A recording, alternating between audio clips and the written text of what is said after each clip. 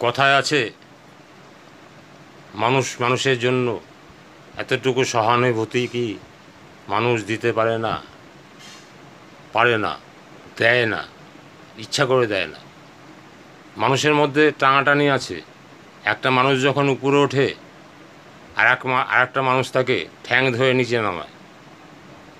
Jealousy.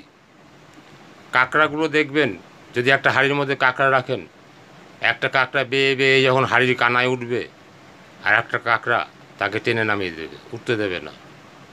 যে সব আমরা একসঙ্গে থাকি। ওরা তো একসঙ্গে থাকার জন্য নামায়, আর মানুষ তাকে ফিনিশ করার জন্য নামায়। মানুষ খুব খতরনাক জীব।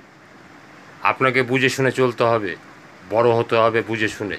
কাকে কি বললে কি হয় সেইগুলো অ্যাভয়েড করে চলতে হবে।